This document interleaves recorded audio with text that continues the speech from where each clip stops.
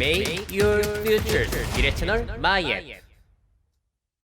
네, 지금 현재 인구 구조를 보시게 되면은 중간 연령층이 굉장히 탄탄하죠. 자, 근데 2067년이 되면은 고령층들은 너무나 많은데 청년층들은 그 숫자가 너무나 적은 이런 구조로 바뀌게 됩니다. 자, 이렇게 됐을 때 머릿수 딸리는 미래 청년들 과연 괜찮을까? 오늘 그 이야기를 해볼까 해요. 아니, 이렇게까지 머릿수가 차이가 나면은 뭐 민주주의라든지 자유시장 경제라든지 이런 것들이 공평할 수 있냐? 뭐 등등 다양한 이야기들이 나올 수 있잖아요. 자, 제가 출생자 수와 사망자 수를 정리한 건데 위쪽에 파란색 출생자들만 보실게요.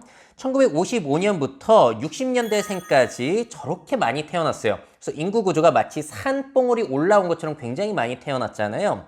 근데 지금의 청년들, 청소년들 같은 경우에는 이렇게 태어났단 말이에요.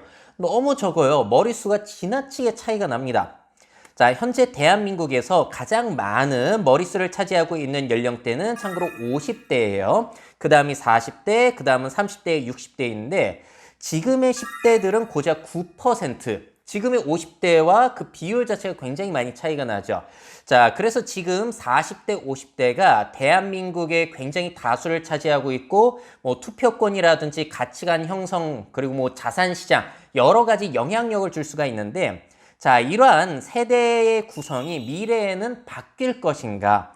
제가 한번 통계청 자료를 가지고 재구성을 해봤는데요. 야, 이거 놀랍더라고요.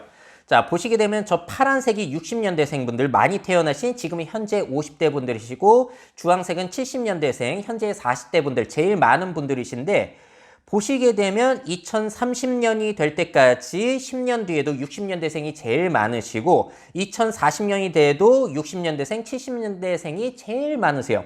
그러니까 지금으로부터 20년이 지나도 한국 사회에서 다수를 차지하고 있는 사람들은 누구냐? 결국엔 60년대, 70년대생 분들이시라는 겁니다. 그렇게까지 인구 구성 비율이 지금과 많이 달라지지 않아요. 이들의 영향력이 계속 간다는 거죠.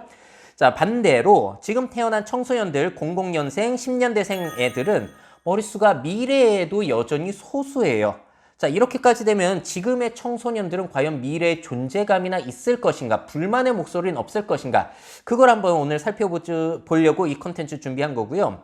자, 그렇다면 한국만 이렇냐? 미국, 최강국 미국이랑 한번 비교를 해봤거든요. 미국의 출생자들 그래프예요. 보시게 되면은 첫 번째 산봉우리가 전쟁 후에 태어난 베이비 부머 세대이고요. 지금 MZ세대 태어나는 2010년대, 2000년대만 보시더라도 머릿수가 베이비 부머 세대와 그렇게 큰 차이가 없습니다.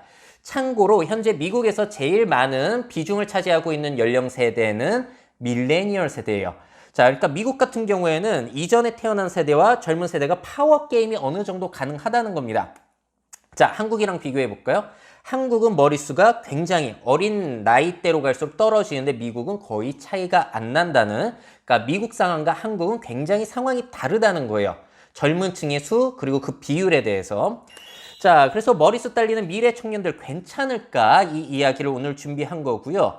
자, 진짜 괜찮을지 모르겠죠. 어떠한 문제들이 예상이 되냐면은 첫 번째, 한국 사회는 특히나 나이에 의한 엄격한 위계질서 사회를 살아가고 있는데 아니 젊은 층들이 그렇게 머릿수가 딸리면 얘네들 기죽어서 살겠냐는 거죠. 자, 한국 같은 경우 내가 너보다 형이라서 다행이야, 아니면 내가 선배니까 말 편하게 할게, 이런 식으로 한 살 차이만 가지고도 진짜 엄격하게 위계질서를 몰고 가잖아요.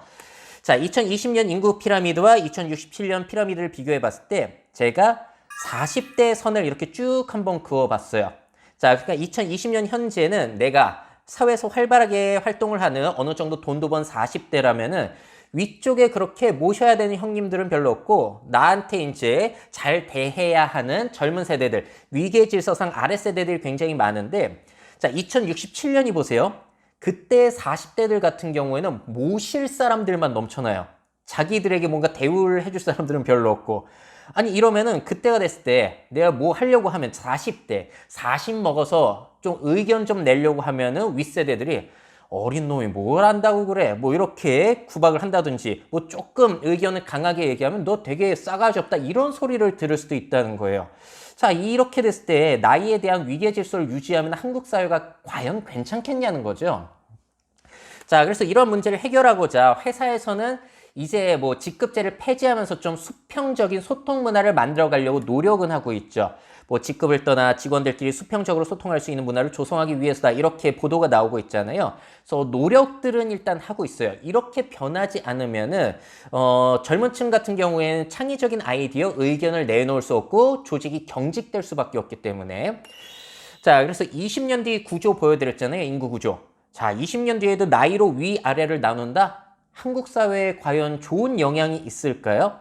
그래서 미래 청년들을 배려할 수 있는 가장 쉬운 방법, 개개인들이 할 수 있는 건 뭐냐면은 우리가 나이에 의한 엄격한 위기의 질서를 좀 내려놓고 청년들 능력 위주로 그들에게 기회를 많이 주는 거, 이런 것들을 생각해 봐야 하지 않을까라는 생각이 듭니다. 자, 그리고 엄격한 이 나이에 의한 위기의 질서뿐만이 아니라 한국 사회는 또 다른 특징이 있는데요. 흔히 86세대라고 하는 60년대 태생분들, 그들은 강력한 네트워크 힘을 가지고 있다는 거예요. 자, 아까 보여드린 이 그래프 중에서 80년대 학번, 60년대 태생분들을 86세대, 그러니까 386세대, 586세대라고 부르는데요. 자, 이분들의 특징이 뭐냐면은 제가 이 불평등의 세대를 읽고 진짜 그럴 수 있구나라고 공감을 한 부분이거든요. 이 책은 서강대학교 사회학 교수 이철승 교수님이 쓰신 거고요. 이런 내용이 나옵니다. 자, 이 86세대 네트워크는 평등주의 혹은 분배정의라는 기치 아래 20대 초반부터 선후배 및 동년배 간 지하 인연 서클, 문화 서클, 학생회, 동아리, 동문회 등의 조직을 중심으로 구축되었다. 따라서 이 세대의 네트워크는 다른 어떤 세대 그것보다 더 조밀하고 인연적으로 균질하며 체계적이다. 그러니까 민주화 운동하면서 생긴 그 네트워크들이 있잖아요. 그 네트워크가 이들의 큰 자산이 되었다는 거예요.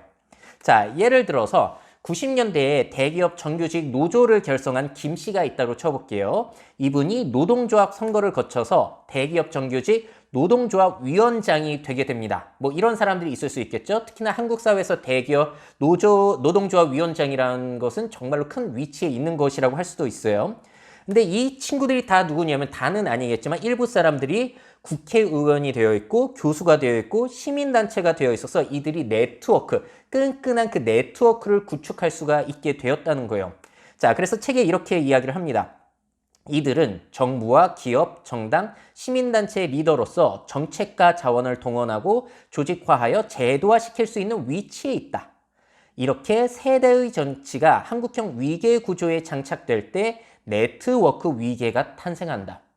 자, 물론 모든 세대들이 다 이렇다는 것은 아니지만 분명히 한국의 민주화 운동 그리고 시민단체라든지 곳곳에서 활동했던 사람들이 지금 50대가 되고 권력을 얻게 되면서 일어나는 일들, 이것도 생각을 해봐야 되는데 이들이 이제 그 권력을 60대가 될 때까지 70대가 될 때까지 이어질 가능성 배제할 수는 없어요, 사실.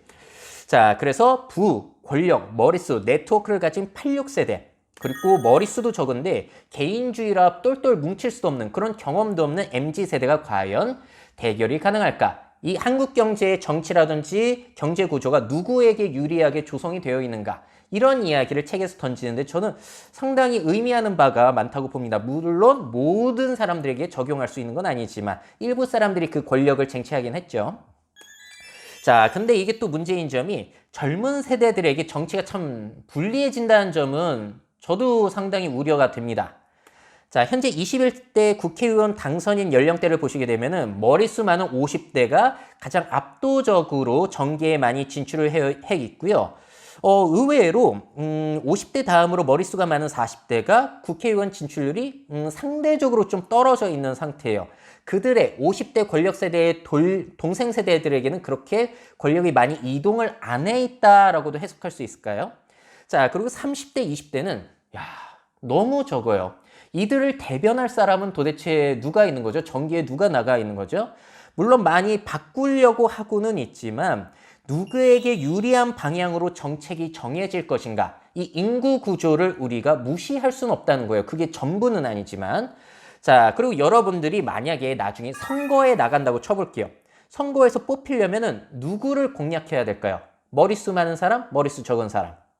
자, 다시 이 그래프를 보여드리게 되면은 앞으로 2040년, 50년이 될 때까지 60년대생, 70년대생 이번 분들이 너무 머릿수가 많다 보니까 이들에게 맞는 공약을 내세우는 게 표를 얻기에 좀 더 유리할 수 있겠죠. 자, 그리고 지금 30대, 20대는 그나마 머릿수가 많기 때문에 이들에 대한 배려를 해야 되는 게 맞아요. 투표권을 생각한다면. 자, 근데 지금의 청소년들 영향력이 지금의 20대 이상의 세대보다는 너무나 미미해진다는 사실.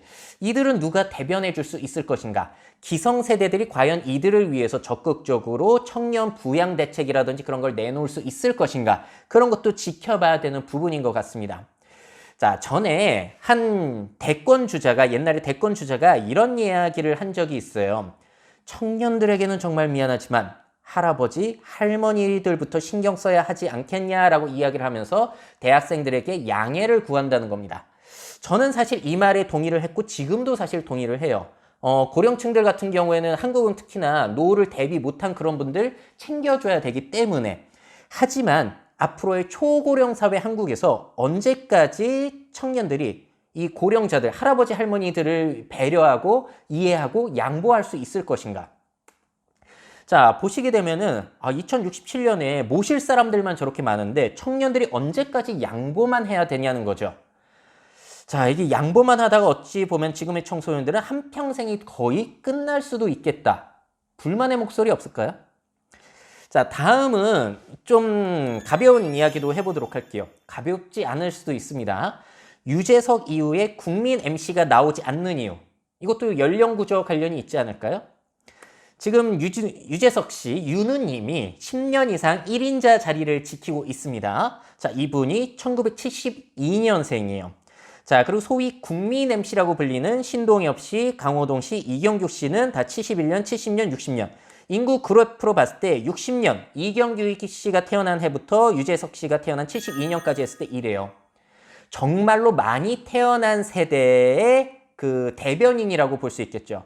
그러니까 머릿수 많은 동년배들이 그들을 지지하고 공감하기 때문에 국민 MC라는 게 탄생할 수 있는데 머릿수 딸리는 젊은 세대는 국민이라는 호칭을 받기 좀 힘들어질 수 있어요. 국민 여동생, 남동생은 되지만 국민 MC가 탄생할 수 있을까? 향후 10년, 20년 어려울 수 있다는 거죠. 새로운 국민 MC 탄생은. 자, 그래서 TV 프로그램 구성도 다르죠. 요즘 인기 있는 놀면 뭐하니만 보시더라도 저 이효리 씨, 비, 그러니까 잠깐 잊혀졌던 옛날 가수들이 나와서 활동을 하면서 굉장히 시청률 잘 나왔잖아요. 그리고 SG 워너비가 부른 그 소몰이 창폭 같은 거, 그런 조금 잊혀진 유행이 다시 한번 TV에 나오고 있는데 보시게 되면은 다 인구 많은 사람들이 좋아할 만한 컨셉이요. 최대 80년대생까지 그런 사람들이 좋아할 컨셉이라는 겁니다. 제 여자친구가 사실 지금 20대거든요. 그래서 제가 토요일에 놀면 뭐하니 보고 싶어서 TV를 켰더니 여자친구가 이렇게 얘기하더라고요. 아유, 또 옛날 사람들 나오는 TV 프로그램이야? 저것도 옛날 노래 나오는 거지. 그걸 들으면서 그러면 쟤한테는 이 프로그램이 내가 어렸을 때 송대관, 태진아 나왔을 때 그거 TV 프로그램 보는 느낌인가? 이런 생각이 들기도 했어요. 자, 그리고 요즘 트롯 열풍이 아직까지 그래도 좀 유지가 되고 있는데 정말 TV 여기저기 나와서 저는 TV 덕후로서 별로 안 좋아했거든요. 또 트로트 스타들 나와 지겨워 그랬는데 사실 이들이 나와야지 시청률이 대박이 나잖아요. 자, 그리고 TV 그 시청률, 지상파 시청률을 보시게 되면은 거의 다 어르신들이 좋아할 만한 TV 프로그램으로 구성이 되어 있거든요. 물론 이들이 스마트폰을 좀 덜 사용하기 때문인 이유도 있겠지만 이런 생각이 들기도 해요. 요즘 젊은 세대는 TV를 안 본다라는 얘기가 있잖아요. 근데 젊은 세대가 TV를 외면한 걸까요? 아니면 TV가 젊은 세대를 외면한 걸까요? 물론 둘 다의 이야기이겠지만 인구적인 그 구성 비율도 무시할 수는 없다는 거예요. 자, 물론 이 TV 프로그램 같은 경우에는 제일 연령대를 많이 차지하는 50대보다는 그 이상의 세대들이 더 많이 보기는 하지만 자, 다음 한국 사회는 앞으로도 그럼 역동적으로 변신할 수 있을 것인가? 한국 사회는 진짜 역동적으로 많이 바뀌어 왔잖아요, 지금까지는. 자, 인구 피라미드 변화를 보시게 되면은 제가 20대, 40대 저렇게 쫙 그어놨고요. 자, 1990년, 2002년까지 인구 피라미드예요. 젊은 층들이 막 밀고 올라오면서 새로운 가치관과 새로운 노동력, 새로운 세계 진출 이런 것들 힘을 몰고 온 거였어요. 2002년에 정말 두텁죠, 20대에서 40대가. 자, 그런데 문제는 뭐냐면은 2002년 이후에 지금 인구 피라미드가 저렇게 바뀌고 있어요. 앞으로 2050년, 60년이 되면 저렇게 되는데 20대, 40대 가장 역동적으로 일하고 창의성을 발휘할 수 있는 세대들은 저렇게 적다는 거예요. 자, 한국 사회가 왜 역동적으로 변해왔냐? 젊은 층들이 많았으니까. 근데 앞으로는 젊은 층들이 적어요. 자, 아까 보여드린 불평등의 세대에 이런 이야기가 나오게 됩니다. 자, 기성세대들 같은 경우에 위계 구조에 상당히 익숙해져 있는데 지금의 젊은 세대들 같은 경우에는 이 서구식 개인주의 문화가 탑재되어 있기 때문에 기성세대들과 가치관의 충돌이 일으킬 수밖에 없다는 거. 자, 그리고 또 이런 부분도 있어요. 예전에는 좀 오래 산 사람들이 여러 가지 지식을 알고 있기 때문에 사회에서 인정받는 분위기가 있었지만 지금처럼 인터넷이라든지 유튜브 뭐든지 검색해서 알 수 있고 AI가 심지어 답을 줄 수 있는 이 사회에서는 나이 많아서 인정받고 나이 많아서 권위를 뽐낼 수 있는 그런 현자의 지식과 충고를 뽐낸다? 이런 것들이 불가능해진다는 거예요. 위계 구조가 일단 젊은 사람들에게 불만의 목소리로 나올 수밖에 없다라는 거죠. 자, 그래서 실제로 그런 문제까지 포함이 돼가지고 입사 1년차 신입사원 퇴사율만 보시더라도 회사에 적응을 못하는 거예요. 변하지 않는 그 꼰대들 기업 문화에 적응을 못하기 때문에 퇴사하는 친구들도 꽤 있다는 거죠. 물론 여기에는 다양한 이유가 있을 수 있겠죠. 그 정규직 보장이 오랫동안 되지 않는다든지 아무리 오래 열심히 일한다고 하더라도 집값 하나 못 산다든지 집 하나 못 산다든지 뭐 여러 이유가 있겠습니다만. 자, 근데 분명한 사실은 이런 걸 생각해 보셔야 된다는 거예요. 자, 대한민국의 인구구조, 미국의 인구구조. 역동적인 변화를 보여줄 수 있는 인구구조는 무엇인가? 미국이 굉장히 역동적으로 변하고 있을 때 한국 사회가 덩달아서 함께 바뀌려면은 지금 인구수가 제일 많은 60년대, 70년대생의 변화 적응력이 한국 사회의 미래의 관건이 될 수도 있겠다라는 생각이 들어요. 저는 한국 사회의 미래에 있어서 60년대, 70년대생 분들의 어깨가 굉장히 무겁다고 봅니다. 저 같은 80년대생 사람들도 굉장히 어깨가 무겁고요. 자, 그리고 덩달아서 가치관의 변화도 상당히 더딜 수밖에 없을 것 같아요. 기존의 권력 같은 경우에는 유교 문화, 군사 문화, 미국 중심 문화 카피, 텍스트 중심 지식인, 생산성 소유 기반의 자본주의가 권력을 형성하고 있었다면은 요즘은 ICT 기반, 다양한 개성의 개개인, 창의성과 혁신 문화, 이미지 동영상 정보 공유인, 효율성, 유동성 시대의 자본주의 이런 것들이 치고 올라오면서 서로 충돌을 일으키고 서로가 가치관, 내가 가치관을 더 퍼뜨리겠다라는 그 싸움이 일어나고 있는데요. 자, 최근에 여성가족부에서 발표를 한 4차 가족 실태 조사를 보시게 되면은 자, 보세요. 비혼 독신, 비혼 동거, 무자녀, 비혼 출산에 대해서 찬성한다라는 20대 비율과 70대의 비율을 살펴보시면은 70대 이상은 20대의 동의 비율의 거의 절반도 안 돼요. 3분의 1도 안 되는 모습을 확인을 할 수가 있습니다. 자, 이거를 좀 더 세부적으로 나눠보자면은 결혼하지 않고 독신으로 살아도 괜찮다. 결혼하지 않고 함께 사는 것도 괜찮다.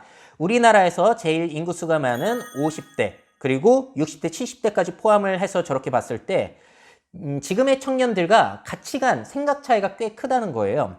자, 그리고 또 이런 조사도 있었습니다. 부부가 각자의 가족과 명절을 보내는 것, 제사를 지내지 않는 것, 장례식을 가족 중심으로 치르는 것 등등의 가치관 조사를 해봤는데 20대들 같은 경우에는 뭐 장례 치르지 않아도 괜찮아요. 뭐 이런 동의 비율이 60% 이상이라면은 그 70대 이상 같은 경우에는 생각 차이가 젊은 세대와 꽤 크다.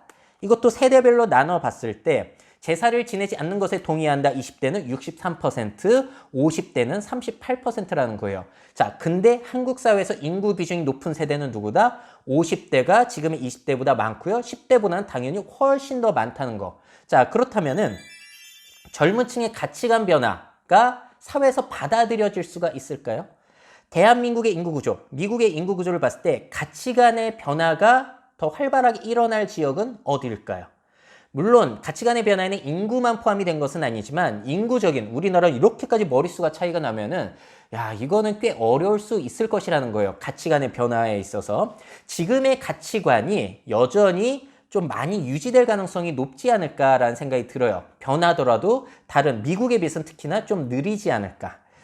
자, 그래서 제가 미래 특강에서 이런 가치관의 변화에 대해서 많이 다룬 내용이 있으니까요. 관심 있으신 분들을 보시면 좋을 것 같고요. 또 이런 이야기 많이 나오고 있죠. 지금의 젊은 세대들은 부를 축적할 기회 자체를 상실했다. 기울어진 운동장이라는 거예요. 자, 청년층의 비정규직 비율을 보시게 되면 쭉쭉 올라가고 있습니다. 물론 정규직화를 하기 위해서 정부에서 노력하고 있지만 쉽지 않죠.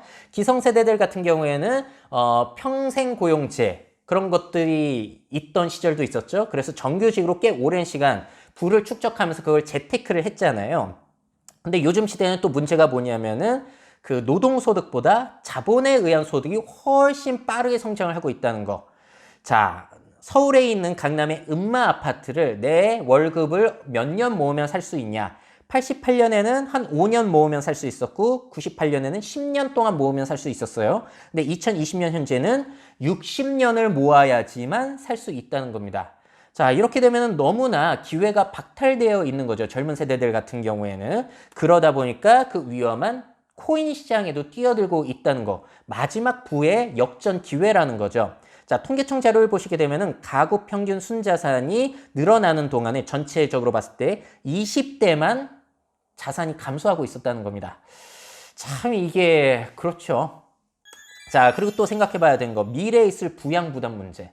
아니 얘네들은 머리수도 딸리고 부를 축적할 기회도 없고 기도 눌려 있는데 앞으로의 부양 부담은 너무나 심각하다는 거. 자, 생산 가능 인구라고 하는 15세에서 64세에 가장 활발하게 노동을 하는 그 인구 100명이 앞으로는 65세 이상 102명을 부양해야 되고요. 아이들은 18명. 그래서 총 그 생산 가능 인구 100명이 120명을 부양해야 된다는 거예요. 이거 너무 심각하잖아요. 자, 그리고 이 수치는 세계 어느 나라보다 심각한 수치이죠. 그래서 2065년이 됐을 때 세계에서 총 부양비가 가장 심한 나라가 한국이 될 것이고 그 다음이 일본이 될 것이라는 겁니다. 물론 65세가 이제 막 그때 나이가 되면 일 놓고 부양 대상이 되고 그러지는 않아요. 앞으로도 계속 일하면서 그 아래 세대들에게 뭐 용돈도 주고 그럴 수 있겠지만 인구적으로 봤을 때 너무 위쪽에 부양할 대상들이 늘어난다는 점은 확실합니다. 자, 그래서 오늘 내용 어떻게 보셨는지 모르겠는데 이 기성세대가 젊은 세대들에게 양보를 해야지 한국이 살아날 수 있다 뭐 이런 주장을 많이 하잖아요. 자, 그런데 과연 그 양보라는 것이 쉬울 것인가 그 생각도 해볼 수 있을 것 같아요. 왜냐하면 기성세대들에게도 이 부담에 있어서 상당한 부분이 있거든요. 예를 들어서 이런 거예요. 자, 기성세대들 같은 경우에는 그 노후 준비 못한 부모님도 부양해야 되죠. 취업 못한 자녀도 부양해야 돼요. 계속 이들이 위아래를 부양하면서 끌고 가야 되는 세대이기도 합니다. 샌드위치처럼 이렇게 눌려 있는 거죠. 자, 그리고 본인 역시도 100세의 인생을 살아가야 되다 보니까 나의 부와 권력을 놓기 쉽지 않아요. 물론 모든 사람들이 부와 권력을 잡은 것은 아니지만 한마디로 양보를 하기는 하겠지만 양보를 해줄 여유가 없다고 느끼는 사람들도 많을 수 있다는 거예요. 우리나라의 그 구조상, 뭐 경제라든지 부양 구조, 뭐 이런 것들을 생각해 봤을 때. 자, 그래서 참 쉽지 않겠구나라는 생각이 많이 듭니다. 자, 그리고 오늘 내용은 이 인구별로 세대별로 나눠가지고 이야기를 진행했는데요. 어찌 보자면은 세대 갈등보다 가진 자와 못 가진 자의 대립이 더욱 클 수 있다는 부분도 생각을 해봐야겠죠. 자, TVN의 미래 수업에서 이런 내용 그래프가 나와서 가져왔는데요. 저소득 자녀가 중산층 되는데 걸린 시간, 덴마크는 2세대면 되는데 대한민국은 5세대가 걸린다는 거예요. 한 세대를 30년이라고 본다면 150년이 걸린다는 겁니다. 자, 그래서 흑수저, 금수저 논란들이 상당히 심했잖아요. 그 요즘처럼 자산 시장이 막 뻥튀기 된 시대에는 이런 투자자가 이런 얘기를 하기도 했죠. 사교육비를 주식에 투자해 자녀가 성인이 되고 창업할 수 있는 종잣돈을 만들어주는 게 더 낫다라고 주장하는 사람까지 있어요. 계층 사다리를 올라가려면 교육에 투자를 하는 게 아니라 오히려 이렇게 자본에 투자를 해야 되는, 자산에 투자를 해야 되는 이런 시대가 되기도 했다는 겁니다. 가진 자, 못 가진 자의 대립이 세대 갈등 프레임보다 더 심각할 수 있다는 거, 뭐 균형적으로 봐야 될 것 같기는 해요. 자, 그래서 오늘 같은 컨텐츠를 미래 채널에 올리면은 가끔가다 댓글에 이런 게 나와요. 네가 뭔데 세대 갈등을 조장하고 그러냐? 막 그러면서 악플을 다시는 분들, 비난하시는 분들이 꽤 계시는데 갈등을 조장하려는 게 아니라 앞으로 있을 일들이 너무 보이잖아요. 자, 인구 구조가 이렇게 되는데 여기에 있어서의 문제점들이 여러분들은 안 보이시나요? 그 문제점들 그냥 우리는 무시하고 가야 되는 걸까요? 이렇게 앞으로의 예상되는 문제점들을 얘기하고 어떻게 해야 될 것인가를 이야기하는 게 앞으로의 미래 사회에 있어서 더 좋은 대화가 아닐까요? 라는 생각이 듭니다. 자, 그래서 이거는 정말로 새로운 미래예요. 이렇게까지 젊은 층이 기성세대들에게 머릿수로 딸리고 지금 다수를 차지하고 있는 머릿수가 10년, 20년이 지나더라도 여전히 다수를 차지하고 있는 구조. 참 이거는 저로서는 두려운 미래 같고요. 1인 1투표권을 특징으로 하는 민주주의 그리고 자유시장 경제라는 것이 미래 젊은 세대들에게 과연 공평할까? 그 생각이 많이 듭니다. 저 같은 경우는 83년생이기 때문에 중간에 끼어 있어요. 그래서 누구 편이라고도 할 수가 없는 그런 세대이죠. 자, 여러분들 머릿수 딸리는 미래의 젊은 세대 과연 괜찮을까요? 어떻게 생각하시는지 여러분들의 댓글 기다려 보도록 하겠습니다. 제가 너무 오버해서 걱정을 하는 것 같다라고 생각이 드시면은 그런 의견도 적어주시면 좋을 것 같습니다.